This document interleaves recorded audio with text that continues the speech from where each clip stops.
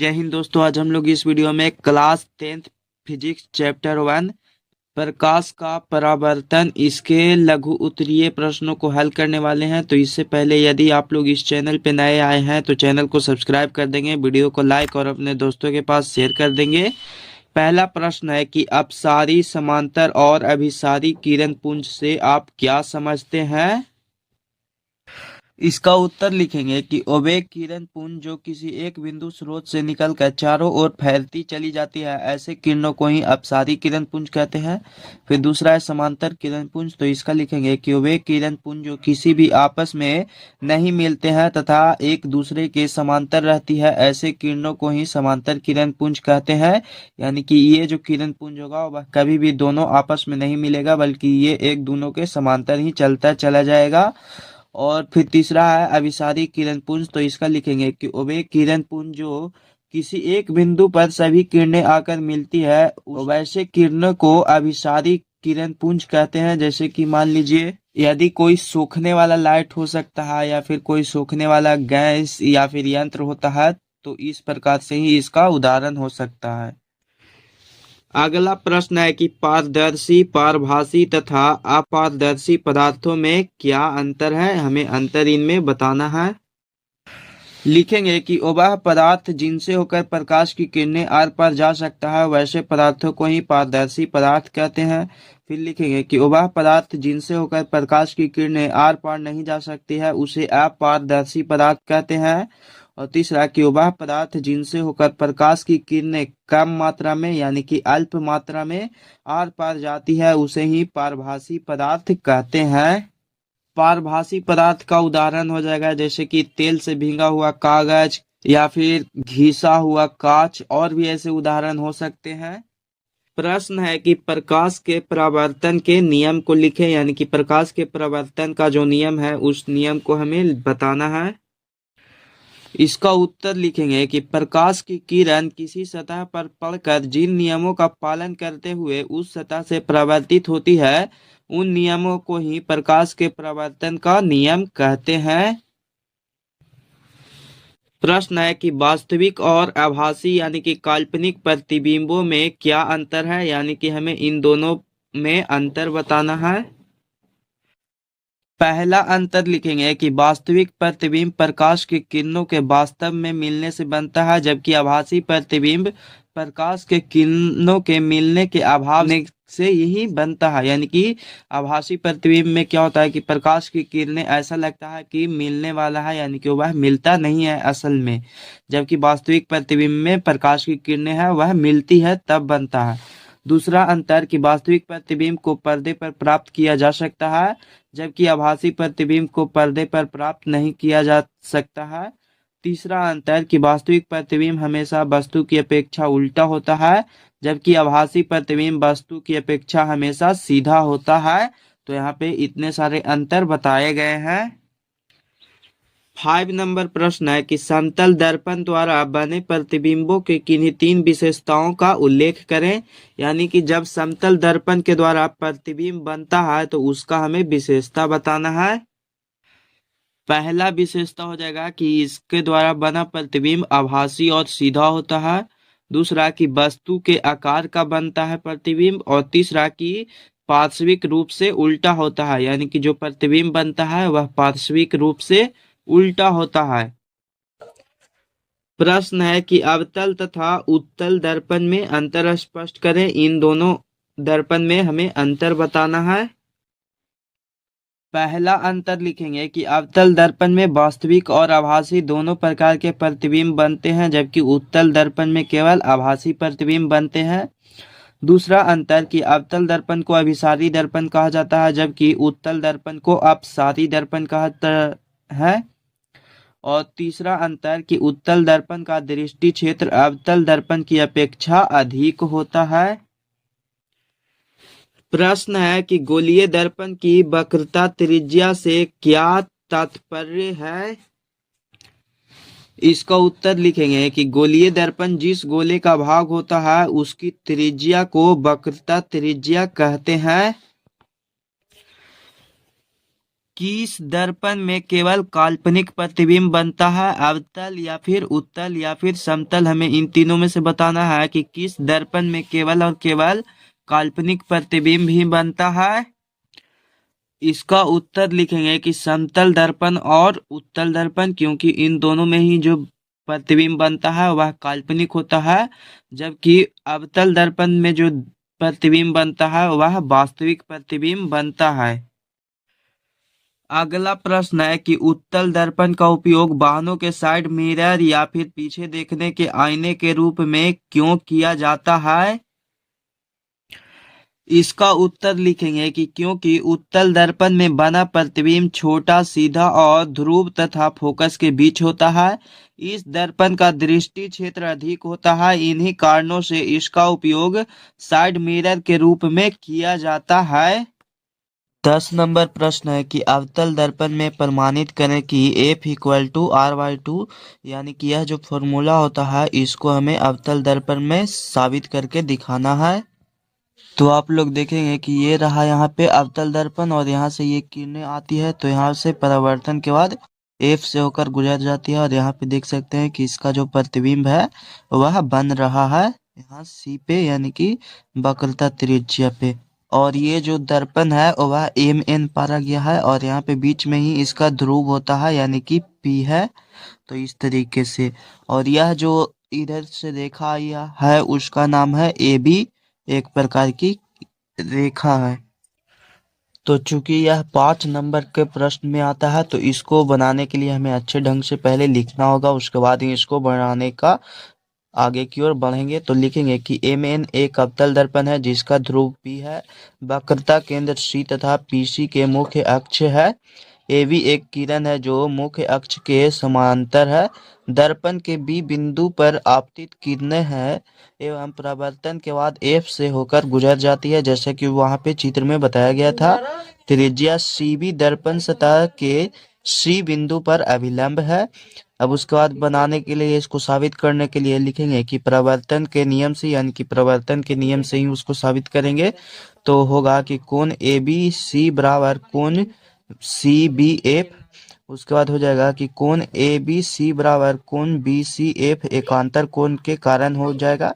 उसके बाद फिर देखेंगे तो हो जाएगा कि कोण CBF बराबर कोण BCF हो जाएगा। तो आप लोग उस चित्र में भी देखकर बना लेंगे और उसके बाद फिर इसके आगे बढ़ेंगे तो एक त्रिभुज का निर्माण होगा जो कि होगा BCF, एक समद्विबाहु त्रिभुज है।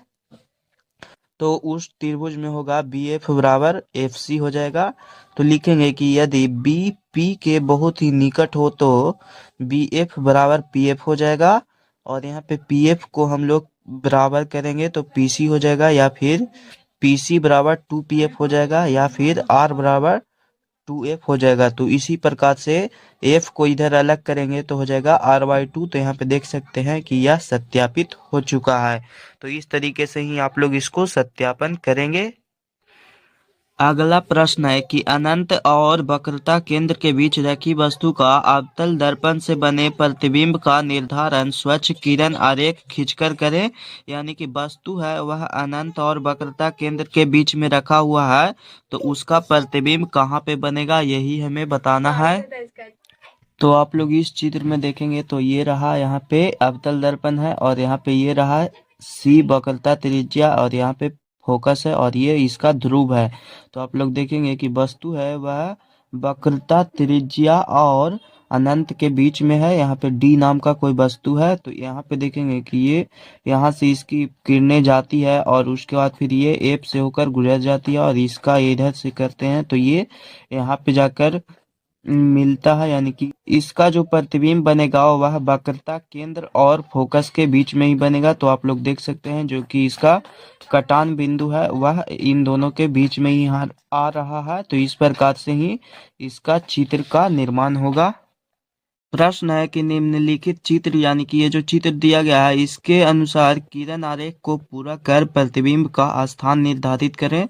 तो यहाँ पे 2 किरण आरेख दिया गया है जिसमें कि वस्तु का स्थान है वह निर्धारित करके बताया गया है कि कहाँ पे है। तो हमें इसमें बताना है कि प्रतिबिंब जो इस चित्र में बनेगा वह कहाँ पे बनेगा। आप लोग इस चित्र में देखेंगे तो ये रहा यहाँ पे एक अवतल दर्पण है, और इसका देखेंगे तो ये रहा यहाँ पे वक्रता केंद्र, फोकस, और ये ध्रुव है। तो यहाँ पे वस्तु को देखेंगे आप लोग, तो वस्तु इसमें रखा गया है वक्रता केंद्र और फोकस के बीच में वस्तु रखा गया है, ए बी नाम का एक वस्तु है। तो यहाँ पे देखेंगे कि ये टकराएगा इधर से किरणें, तो यहाँ से आते हुए ये जब भी कोई भी किरणें जाती है तो वह एफ से ही होकर गुजरती है, तो यह एफ से होकर गुजरेगा। और यहाँ पे इसका एक बनेगा लाइनिंग, तो ये देखेंगे आप लोग, तो ये आकर के यहाँ पे मिल जाएगा, यानी कि जो इसका प्रतिबिंब बनेगा वह बनेगा वक्रता केंद्र और अनंत के बीच में ही बनेगा। अब यदि हम लोग दूसरे चित्र की बात करें तो यहाँ पे देख सकते हैं कि ये रहा अवतल दर्पण, जिसमें कि ये है यहाँ पे वक्रता केंद्र और ये है फोकस दूरी। और इस चित्र में देखेंगे तो वस्तु को रखा गया है, ए बी नाम का वस्तु है जो कि यहाँ पे वक्रता केंद्र पर ही रखा गया है। तो इसको भी जब यहाँ से मिलाएंगे तो यह भी एफ से होकर गुजरेगा, और यहाँ से ये भी करेंगे तो एफ से होकर गुजरेगा, यानी कि जो इसका कटता है वह एफ पर ही कटता है। तो इस तरीके से इसका जो प्रतिबिंब बनेगा वह वक्रता केंद्र पर ही बनेगा। तो इसका चित्र है वह कुछ इस प्रकार से बन जाएगा। प्रश्न है कि स्पष्ट किरण द्वारा अवतल दर्पण में आभासी यानी कि काल्पनिक एवं आवर्धित प्रतिबिंब का बनना दिखाएं। इस प्रकार प्रयुक्त अवतल दर्पण का एक व्यवहारिक उपयोग भी बताना है।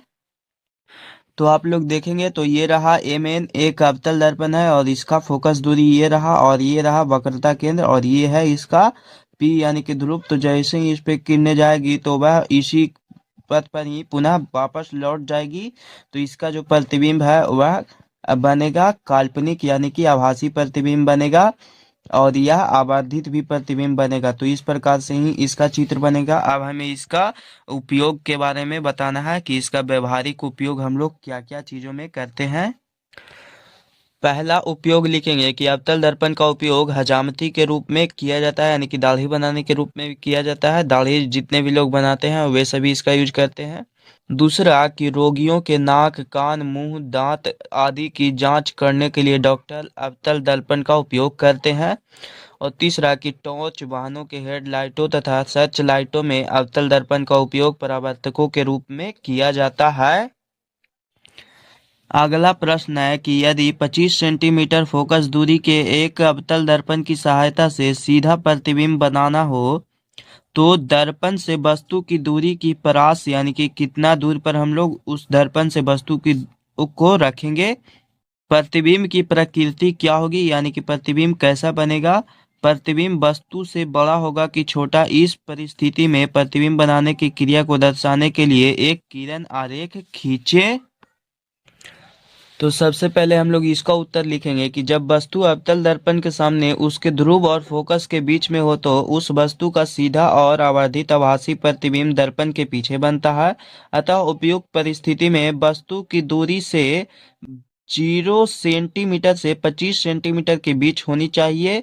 प्रतिबिंब आभासी होगा और वह वस्तु से बड़ा होगा। और यदि आप लोग इसका चित्र बनाना चाहते हैं तो देख सकते हैं कि इसका चित्र है वह कुछ इस प्रकार से बनेगा जैसा कि आप लोगों को इस चित्र में दिखाया गया है। तो यहाँ पे देखेंगे कि वस्तु है वह फोकस दूरी और ध्रुव के बीच में ही रखा गया है, और इसका जो प्रतिबिंब बन रहा है वह यहाँ पे बाहर में बन रहा है, यानी कि वस्तु से बड़ा बन रहा है। और यह जो प्रतिबिंब है वह काल्पनिक प्रतिबिंब है। 15 नंबर प्रश्न है कि किरण आरेख की सहायता से स्पष्ट करें कि उत्तल दर्पण में किसी वस्तु के प्रतिबिंब की स्थिति तथा प्रकृति क्या होगी। तो जैसा कि आप लोग इस चित्र में देख सकते हैं कि ये रहा यहाँ पे उत्तल दर्पण, इसका ध्रुव हो गया P और ये F है फोकस और ये वक्रता केंद्र है। तो आप लोग समझेंगे कि इसमें जो वस्तु है वहाँ यहाँ पे रखा गया है D और E नाम का एक वस्तु है, और जब यह यहाँ से टकराएगा तो इस तरफ जाएगा, और एक किरणें है वह यहाँ से आते हुए सी पर जाएगी, और ये वाला किरणें है वह एफ से होकर ही गुजरता है। तो देखेंगे कि वस्तु यहाँ पे है और इसका जो प्रतिबिंब है वह ध्रुव और फोकस के बीच में बन रहा है, और वह भी डैश डैश देकर, यानी कि यह काल्पनिक प्रतिबिंब है तथा यह सीधा प्रतिबिंब बन रहा है। तो इस प्रकार से ही इसका चित्र है वह बन जाएगा।